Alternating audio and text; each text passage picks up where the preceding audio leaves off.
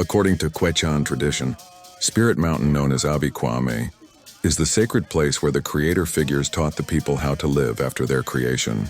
Located north of Needles, California, River Kumeyay is central to the cosmology of several human-speaking tribes, including the Quechan.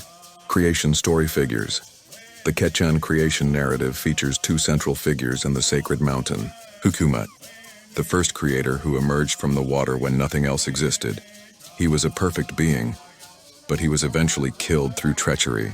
Quechan, also Mastamho, Quechan's son, who led the people to Spirit Mountain after his father's death. River Kumeyay, Spirit Mountain, the sacred place where Quechan instructed the Quechan and other human tribes in the proper way of life. The Quechan name Kwatsa'an means those who descended, a direct reference to their people's journey down from River Kumeyay. The descent from River Kumeyay after receiving their instructions on River Kumeyay, the various human tribes were sent down from the mountain to go their separate ways. The Quechan journeyed south along the Colorado River to their traditional territory, and their name is a direct link to this part of their history. The Quechan, Maricopa, Cocopa, and Kumeyay were created and taught together at the beginning of time. Once they came down from the mountain, the tribes separated, with the Quechan following their path down the Colorado River. Significance and modern recognition. For the Quechan and other human tribes, River Kumeyay is the spiritual birthplace where ancient ancestors emerged and received life-giving traditions. The connection to this land is not merely historical but deeply spiritual, tying the tribe's traditions and well-being to the landscape. In 2023, the U.S. government designated the area a national monument, affirming its sacred and cultural importance to the indigenous communities. The move was supported by tribal nations who had long advocated for its permanent protection. The Yuma creation myth comes from the Yuma people, or Quechan, living in northern Arizona. The Yuma developed a pictographic system that were probably older than the Egyptian hieroglyphics.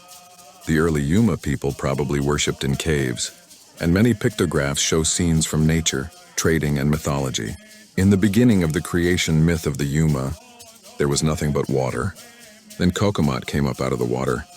Quechan was born out of the water too, but he was forever blind because of a lie Quechan told him. Quechan said, "I opened my eyes when I was underwater." But this was a lie. Once the twins were born, Quechan tried to create humans, but they were not right. Instead of feet and hands, they had lumps, but Quechan, being blind, thought it was perfect. However, Quechan made a truly perfect being out of mud.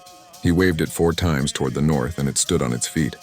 Then Quechan created the earth on top of the frog, Hanyi.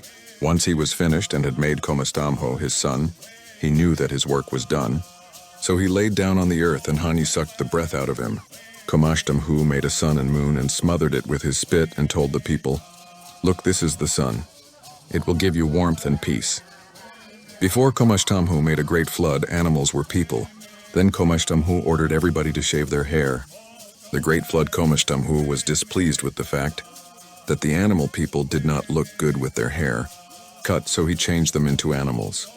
However, the newly formed animals were violent and dangerous, so he sent a great flood.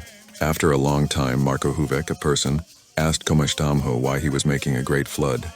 Mastamho replied to Quechan that he was trying to protect the people from the newly formed animals.